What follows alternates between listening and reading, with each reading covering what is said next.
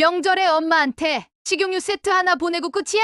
그것도 회사에서 직원들한테 돌리는 선물로? 어머니, 요즘 다 택배로 선물 보내요. 꼭 따로 사야 해요? 다들 이렇게 해요. 그 말을 듣는데 가슴이 덜컥 내려앉았어요. 설날이면 온 가족이 모여 떡국을 나누어 먹고 손녀가 집 안을 뛰어다니던 시절이 있었죠. 그런데 요즘은 기다려도 오지 않는 전화. 혼자 밥을 먹는 명절이 되어버렸어요. 저는 구리에 사는 68살 김미숙입니다. 오늘은 제 이야기를 들려드리려고 해요. 평생을 가족만 바라보고 살았던 제게 돌아온 건 택배로 온 명절 선물 한 상자뿐이었어요. 그 순간 머리가 띵하고 무언가 확 깨는 기분이 들었어요. 하지만 그게 끝이 아니었죠. 나만 서운한 걸까? 그래도 내 자식인데. 그렇게 스스로를 달래며 외로움을 참아보신 적 있나요? 저도 그랬습니다.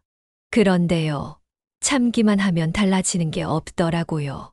그날 이후 저는 결심했습니다. 이제는 자식 눈치 보며 살지 않기로요. 남은 인생, 내 삶을 찾아야겠다고요.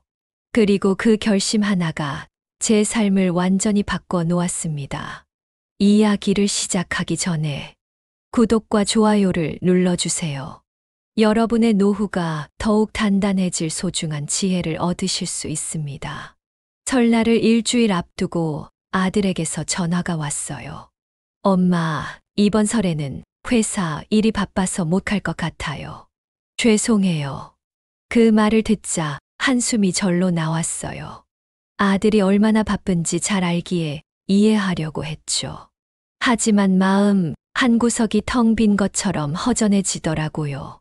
그럴 수밖에 없었어요. 이미 저는 며칠 전부터 설날 준비를 시작했거든요. 시장에 가서 장도 잔뜩 봐왔어요. 아들이 좋아하는 갈비찜, 며느리가 맛있다고 했던 잡채, 손녀가 좋아하는 과일까지. 냉장고는 명절 음식 재료로 가득 찼어요. 그런데 이제 와서 못 온다고 하니 뭔가 덜컥 내려앉는 기분이었어요. 그래도 혹시나 하는 마음이 남아 있었어요. 설마 그래도 명절인데 깜짝 방문하진 않을까. 그 기대를 버리지 못하고 설날 아침 일찍 일어났어요. 평소보다 더 꼼꼼하게 집안을 청소하고 거실엔 꽃병까지 새로 장식했어요. 이왕 혼자라도 기분 좋게 지내야겠다고 스스로를 다독였죠. 그때 초인종이 울렸어요. 가슴이 쿵쾅거렸어요. 설마 아들이 왔나? 며느리랑 손녀딸 채연도 같이 온 걸까? 손을 급히 앞치마에 닫고 두근거리는 마음으로 문을 열었어요. 그런데 현관 앞에는 택배 기사님만 서 있었어요. 순간 머릿속이 하얘졌어요. 떨리는 손으로 상자를 열어봤어요. 해표 식용유 선물 세트가 들어 있었어요. 그리고 상자 한쪽에 붙어 있는 스티커. 전자 설날 선물 세트라고 적힌 아들 회사 로고가 선명했어요. 그제야 모든 걸 깨달았어요. 아들이 직접 준비한 것도 아니었어요. 그냥 회사에서 직원들에게 일괄적으로 보내는 선물 중 하나였어요. 내 이름이 적혀 있을 뿐, 그저 그런 선물 세트였어요. 갑자기 온몸에서 힘이 빠졌어요. 냉장고 가득 채워둔 음식 재료들이 떠올랐어요. 며칠 동안 정성 들여 준비했던 시간들이 허무하게 느껴졌어요. 창밖에는 설날의 따뜻한 햇살이 비치고 있었지만 제 마음은 얼음장처럼 차가워져 갔어요. 내가 평생을 바쳐 키운 자식이 명절에 이런 회사 선물 세트 하나 보내다니 서러움이 복받쳐 올랐어요. 하지만 그때는 몰랐어요. 이게 시작에 불과했다는 걸. 손녀가 너무 보고 싶었어요. 설마 영상통화라도 해주지 않을까 싶어서 휴대폰을 들었어요.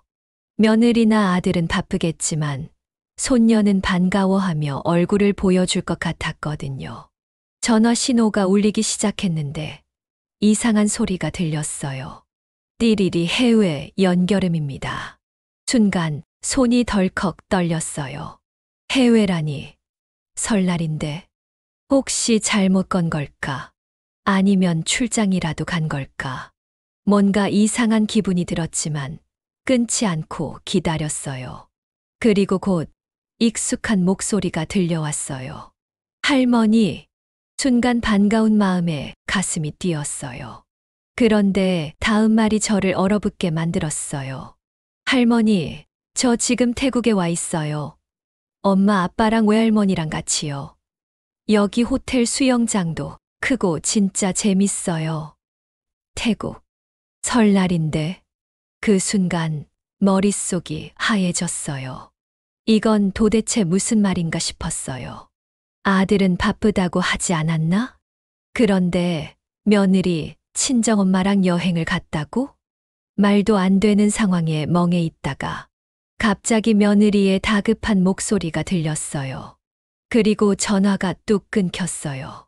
순간 휴대폰을 들고 얼어붙은 채 아무 말도 못했어요. 그런데 잠시 후 며느리에게서 다시 전화가 왔어요. 어머니, 이번에는 저희 가족끼리 시간을 보내고 싶어서요. 그래서 태국에 왔어요. 가족끼리. 그럼 나는 가족이 아닌 건가? 가슴이 쿵 내려앉는 기분이었어요.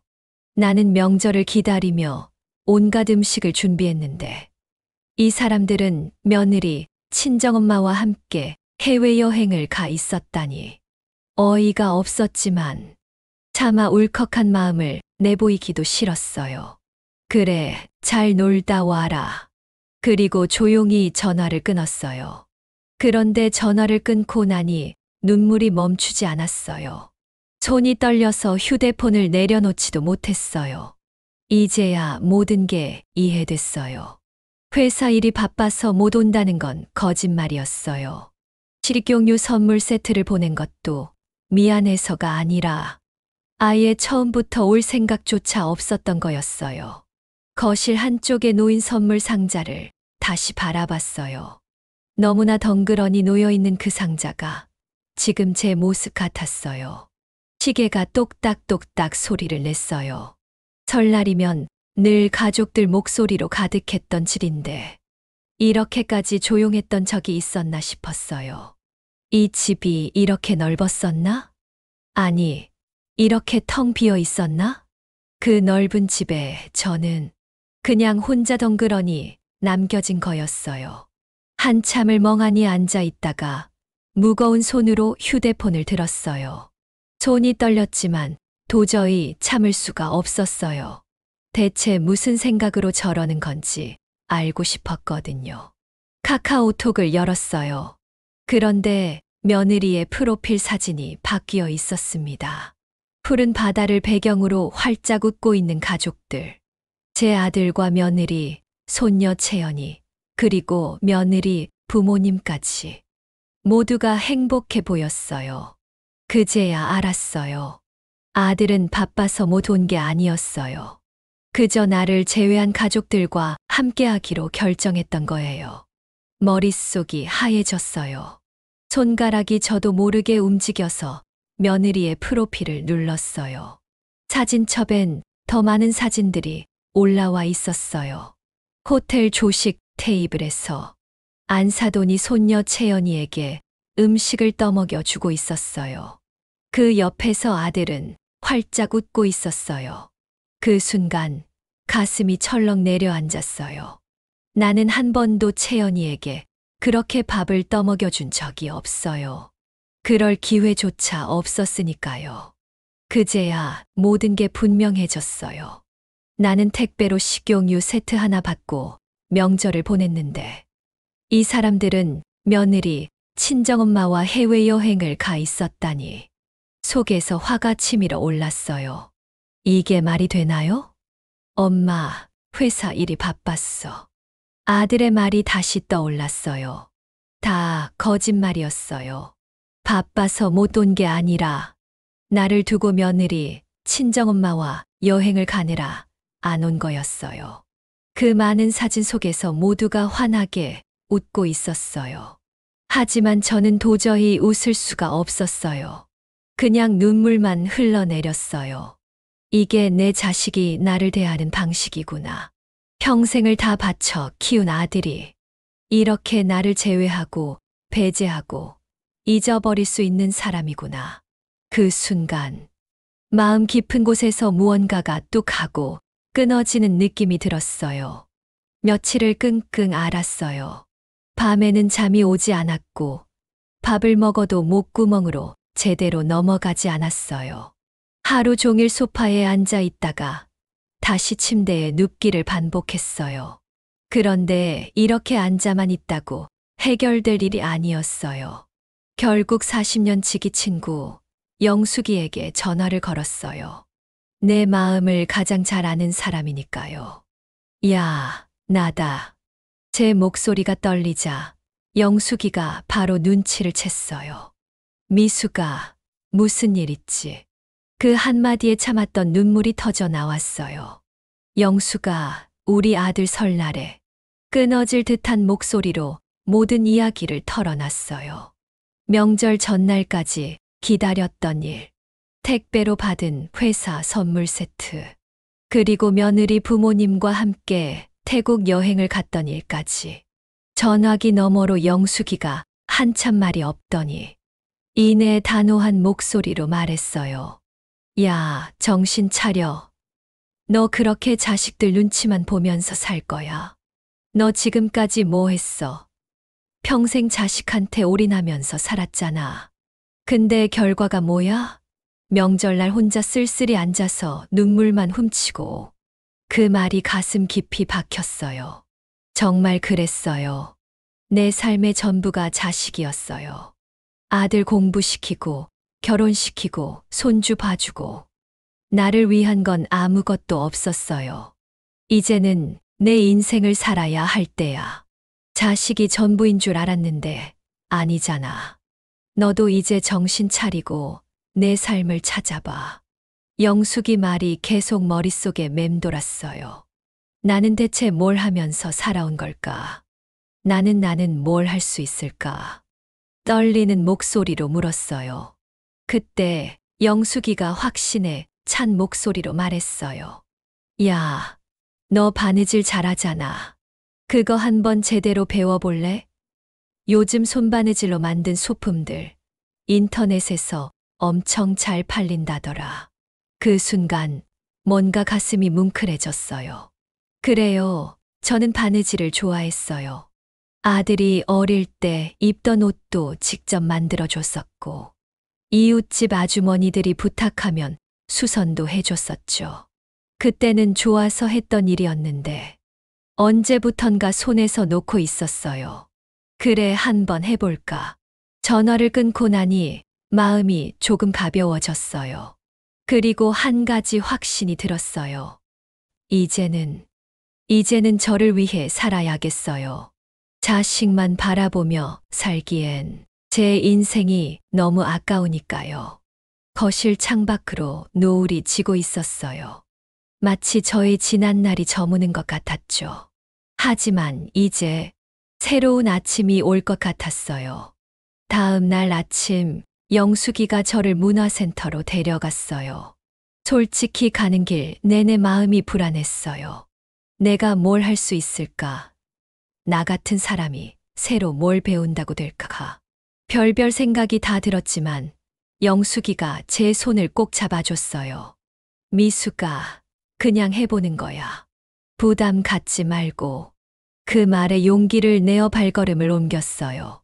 강의실 문을 열자 따뜻한 공기가 느껴졌어요. 곳곳에서 바느질하는 소리가 들렸고 선생님은 환한 미소로 반겨주셨어요. 어서 오세요. 바느질을 배우러 오셨나요? 망설이다가 조심스럽게 말했어요. 선생님, 제가 바느질은 좀 할 줄 아는데 제대로 배워보고 싶어요. 그렇게 첫 수업이 시작됐어요. 천을 자르고 실을 꿰고 바늘을 움직이는 동안 신기하게도 잡생각이 사라졌어요. 어느새 제 손끝에서 꽃무늬 치마가 완성됐을 때는 가슴이 뿌듯했어요. 이렇게 집중한 게 얼마만인지 모르겠어요. 그때 옆자리에 앉아있던 조카뻘 되는 지영이가 제 작품을 보며 감탄했어요. 이모, 이거 정말 예쁘게 만드셨네요. 꽃수가 특히 예뻐요. 지영이는 온라인 쇼핑몰을 운영하고 있다며 제 작품을 유심히 바라봤어요. 그러더니 갑자기 눈을 반짝이며 말했어요. 이모, 이런 손바느질로 만든 꽃치마가 요즘 인기 많아요. 제가 도와드릴 테니까 한번 팔아보실래요? 처음엔 망설였어요. 내가 만든 걸 누가 사겠어. 그런데 지영이가 핸드폰을 보여주는데 정말 수제 꽃치마들이 꽤 비싼 가격에 팔리고 있더라고요. 이모가 만드신 거 제가 사진 찍어서 올려드릴게요.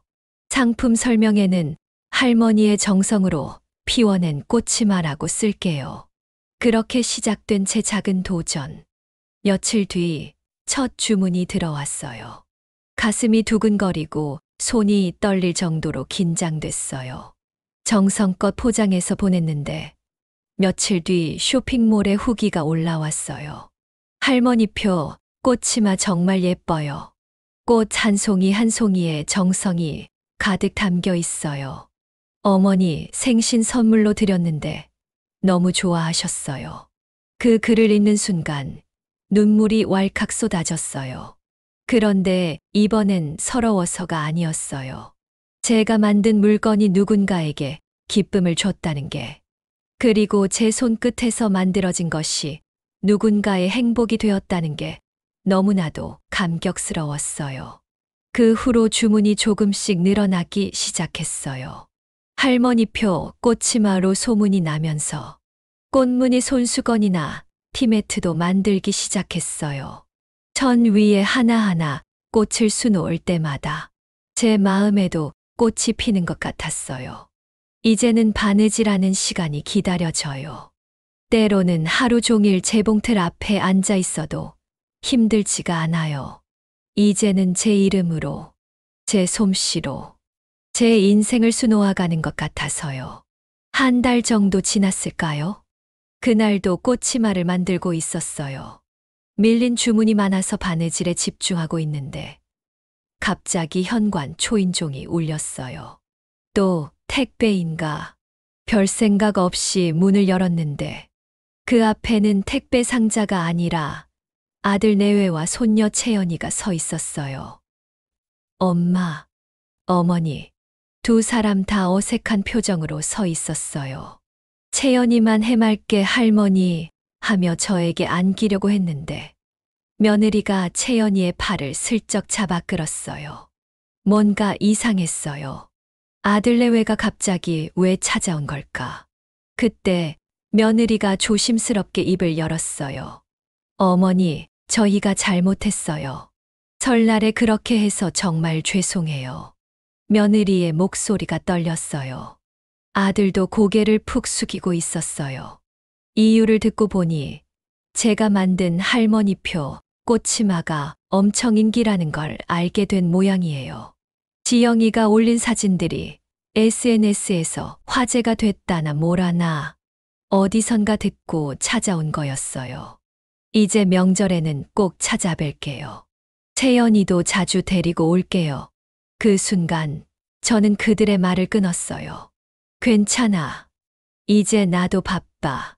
꽃치마도 만들어야 하고 주문도 밀렸고 너희도 너희 생활이 있는 것처럼 나도 이제 내 생활이 생겼어. 아들의 눈이 동그래졌어요. 며느리도 당황한 듯 입술을 깨물었어요. 엄마, 그래도 아들아, 이제 나도 내 인생이 소중해졌어. 명절에 와도 좋고 안 와도 좋아. 대신 난 더 이상 기다리지 않을 거야. 내가 하고 싶은 일 하면서 살 거니까. 아들 내외의 얼굴이 놀라움으로 가득했어요. 그들이 돌아가고 나서 저는 다시 작업대로 돌아왔어요. 그리고 제 앞에 놓인 꽃치마를 바라봤어요. 한 땀 한 땀 정성껏 수놓은 꽃들이 참 예쁘더라고요. 이걸 내가 만들었다는 게, 이렇게 예쁜 것들을 내 손으로 만들어낼 수 있다는 게 왠지 자랑스러웠어요. 이제는 정말 제 인생을 살 수 있을 것 같았어요. 어느 날 영숙이한테 전화가 왔어요. 미수가 생각해봤는데 우리 일본 한번 다녀올래? 벚꽃 구경도 하고 순간 가슴이 두근거렸어요. 해외여행이라니. 저는 평생 인천공항도 가본 적이 없는데. 야, 나 여권도 없어. 괜찮아. 같이 만들러 가면 되지. 너도 이제 너의 첫 여행을 시작할 때가 됐어. 그날 밤 잠이 오지 않았어요. 이상하게 가슴이 설렜거든요. 며느리가 찍어서 올렸던 해외여행 사진들이 떠올랐어요. 그때는 서운하고 속상했는데, 이제는 제가 직접 그곳에 가보는 거예요. 다음 날 영숙이랑 함께 구청에 가서 여권을 만들었어요.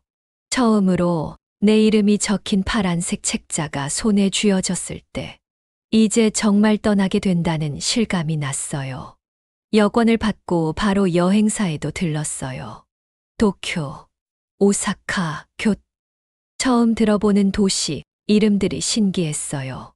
벚꽃 명소들을 찾아보면서 여행 계획을 짜는데 가슴이 떨렸어요. 미수가, 너 일본 가서 꼭 유카타 입어봐야 돼. 사진 찍어서 SNS에 올리자. 영숙이 말에 깔깔 웃었어요. 그래, 올리자. 해시태그는 샵할머니의 첫 여행 샵인생은 지금부터 이렇게 달면 되겠다. 비행기 표를 예매하고 나니 실감이 났어요. 제가 정말 해외여행을 가는 거예요. 여행 준비를 하면서 매일매일이 설렜어요. 새로 산 캐리어에 옷을 차곡차곡 넣고 환전도 하고, 모든 게 처음이라 서툴렀지만 그게 또 재미있었어요. 쇼핑몰에도 공지를 올렸어요. 할머니표 꽃치마는 잠시 주문을 받지 않습니다. 일본 벚꽃 여행 다녀오겠습니다. 그러자 단골 손님들이 축하 댓글을 달아주셨어요. 할머니, 좋은 추억 만들고 오세요. 할머니의 첫 여행 응원합니다. 휴대폰 화면을 보는데 입가에 절로 미소가 지어졌어요. 이제 며칠 후면 일본으로 떠나요. 설렘과 두려움이 반반이에요. 하지만 괜찮아요.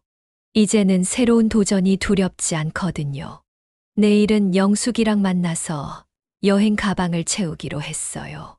이제 정말 인생의 새로운 챕터가 시작되는 것 같아요. 벚꽃이 흩날리는 교토의 거리에서 찍은 사진을 SNS에 올렸어요. 유카타를 입은 제 모습이 낯설지만 참 좋아 보이더라고요. 할머니, 너무 멋있으세요. 꽃보다 더 아름다우세요. 할머니의 인생 제2막을 응원합니다. 댓글들이 하나둘 달리기 시작했어요. 그 중에는 며느리가 남긴 댓글도 있었어요. 어머니, 정말 행복해 보이세요. 웃음이 났어요. 이제는 그 댓글을 봐도 마음이 아프지 않더라고요. 며느리의 태국 여행 사진을 보며 서러워하던 제가 맞나 싶을 정도로요. 일본 여행에서 돌아오고 나서 할머니표, 꽃치마는 더 유명해졌어요. 이제는 주문이 밀려서 못 받을 정도예요. 백화점에서 팝업 스토어를 열자는 제안도 받았어요. 그리고 또 하나의 도전을 시작했어요. 같은 처지의 할머니들과 함께 바느질 모임을 만든 거예요. 서로의 이야기도 나누고 바느질도 가르쳐 주면서 즐거운 시간을 보내고 있죠. 선생님, 저도 꼭 선생님처럼 되고 싶어요. 수업에 오시는 할머니들이 그러세요. 그럴 때마다 가슴이 뭉클해요. 얼마 전에는 아들이 찾아왔어요. 엄마, 이제 정말 행복하세요? 아들은 조심스럽게 물었어요. 예전 같았으면 그럼에도 불구하고 가족이 최고지 하며 애써 웃었겠지만 이번에는 망설이지 않았어요. 그럼 이제야 진짜 내 인생을 사는 것 같아. 너희들 눈치 보느라 그렇게 살았던 게 후회될 정도로. 아들은 말없이 고개를 끄덕였어요. 무슨 생각을 하는지 몰라도 저는 이제 그 눈치를 볼 필요가 없어요. 이제는 더 이상 명절이 두렵지 않아요. 오히려 기대가 돼요. 내년에는 영숙이랑 유럽 여행을 가기로 했거든요. 이탈리아도 가보고 프랑스도 가볼 거예요. 꽃치마에 어울리는 멋진 모자도 하나 장만해야겠어요. 네, 나이 68배 시작한 새로운 인생. 이제는 정말 행복해요. 여러분도 아시겠지만 나이가 들수록 자식들 때문에 마음 아파하는 부모님들이 많아요. 기다리고 기대하고 서운해하고 그러다 결국 혼자 남겨진 기분이 들기도 하죠. 하지만 이제는 달라져야 해요. 자식만 바라보며 살기에는 우리 인생이 너무나도 소중하니까요. 저처럼 늦게라도 새로운 시작을 하셨으면 좋겠어요. 이제는 우리가 주인공이 될 차례예요. 나이는 그저 숫자일 뿐이에요. 제가 68살에 인생을 새로 시작했듯이 여러분도 할 수 있어요. 하고 싶었던 것들, 미뤄두었던 꿈들, 이제는 하나씩 시작해보세요. 사연인생 채널은 여러분의 행복한 노후를 응원합니다. 구독과 좋아요, 알림 설정을 눌러주시면 매주 새로운 희망의 이야기를 전해드릴게요. 그리고 혹시 주변에 비슷한 처지에 계신 분들이 있다면 이 영상을 공유해 주세요. 누군가에게는 이 이야기가 새로운 시작을 위한 용기가 될 수 있을 거예요. 지금까지 함께 해주셔서 감사합니다. 다음 이야기로 찾아뵙겠습니다. 여러분의 인생 이막을 진심으로 응원합니다.